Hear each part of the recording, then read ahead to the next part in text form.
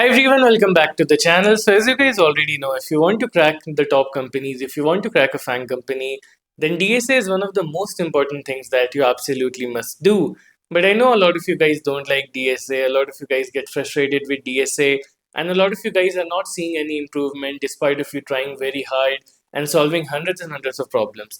And of course, because of that, you start to hate DSA and you start to sort of ignore it and focus on other things. But let me tell you the main thing. Everyone I know who's good at DSA, they enjoy DSA. So the first step of mastering DSA is actually loving it, actually finding it fun.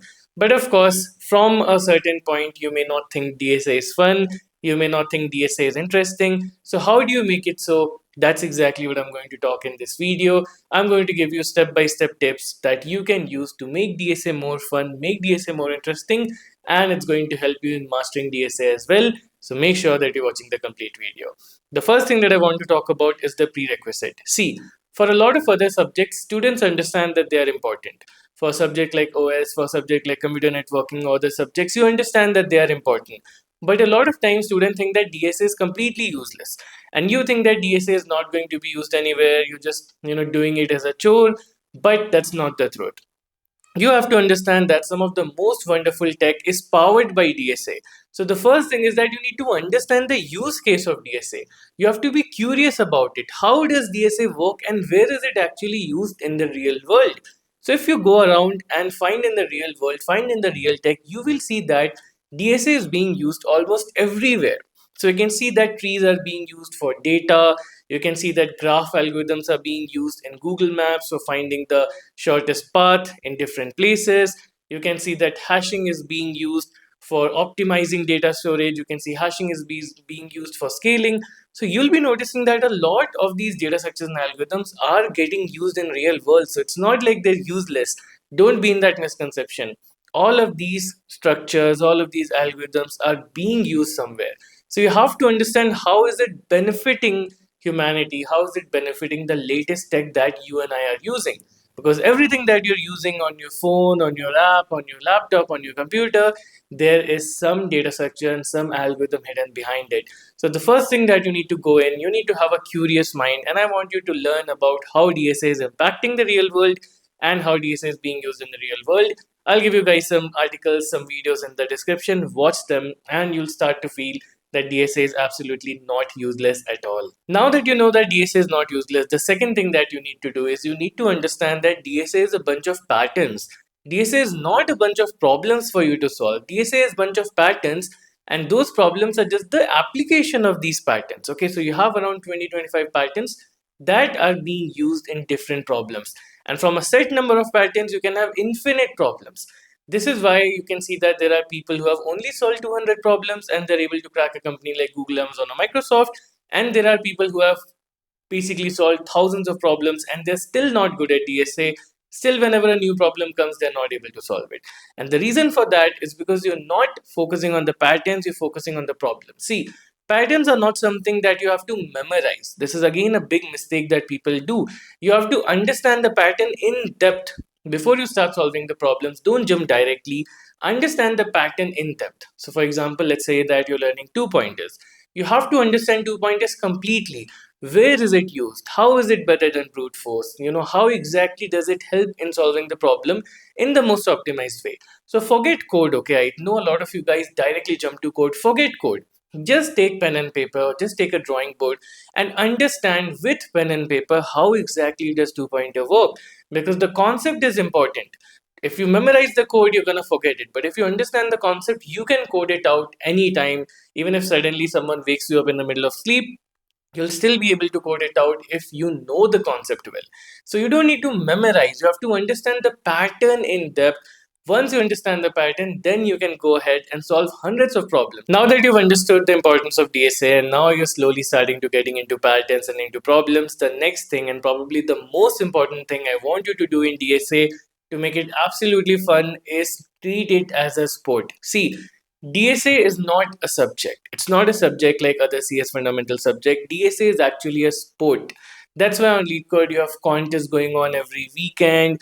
You have people participating. So that's what I want you to do. Treat it as a sport. You can join some groups. There are various groups. You can find groups in your college. who are doing contests, who are doing problems. You can join groups online. We have so much connectivity right now. You'll find a lot of Discord groups.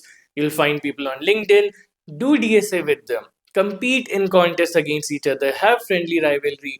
Once you go into that competitive edge, once you go into that sportsmanship, trust me, DSA is gonna be 100 times better. Everything is better with friends, right? And of course, DSA is the only subject that you can compete in, you can do with friends. It's unlike any other subject because it is at its core a sports. Problem solving is a sports. So if you have a group of friends, you're doing contests together, you're discussing how did you do that problem, and you're telling about your approach, the discussion becomes healthier and you start to enjoy it, right? And this is the one thing that helped me in DSA the most, because I had a group in college. We used to give every contest. We used to have discussions, after college we used to have discussion about the contest, and this helped me tremendously. Now, after all of this, the one last tip that I would like to give you is follow the right resource. I know there are lots of resources outside, there are a lot of courses on DSA, and you absolutely get confused while trying to find the perfect playlist, while trying to find the perfect course on YouTube. That may give you a lot of confusion. But there are few resources that have been tried and tested by a lot of people, that have been used by a lot of people. And if you follow them the right way, then absolutely it is going to help you. So don't jump resource to resource, like do link list from one place, do XYZ from other place. Try to follow one resource that fits you right and then work alongside. Okay.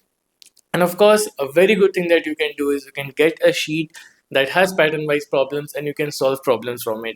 One really good sheet that I would like to recommend is, of course, Striver's sheet. I myself have solved it. All of my friends, all of my known colleagues who are working in good companies, who are at amazing places, have done Striver's sheet, right? So you can do Striver's sheet. Apart from that, you have Neat Code. You can do that sheet, and you have a lot of great YouTubers who explain things really well, right? So if you follow the right resources, DSA is going to be very good. And if you're not following the right resources, you're getting confused, then of course it is going to frustrate you a lot. So I'm also going to give you guys some free resources in the description box. You can use those resources and then pretty much inculcate them in your problem solving journey. But remember, at the end of the day, it is you who have to solve the problems. And even if you learn everything conceptually, if you're not solving problems, it is not going to help you much. So make sure that you're being consistent, right? I know consistency is very hard to maintain. We want to do things that we like watching movies, enjoying our time, and DSA is still something that is not as enjoyable, of course, as watching a movie or playing with friends or having fun time. But still, if you treat it as something that is going to help you in the future and you understand the value of it, trust me, you'll find it way more fun. And of course, it is even going to help you in maintaining consistency. So maintain consistency, follow all of these tips and inculcate them in your preparation, in your problem solving, and trust me, you're going to see a whole lot of better results. Okay, so these are the tips that I had for you in the moment. If you want me to make a complete video about everything that you need to do on step by step on how to master problem solving, how to master DSA, then let me know in the comments. I'll for sure make a video on that as well. And if you need one-to-one help or one-to-one guidance with your preparation, then I've given a link in the description box. You can connect with me from there. So that's pretty much it. Thank you so much for watching. Let me see you guys in the next one.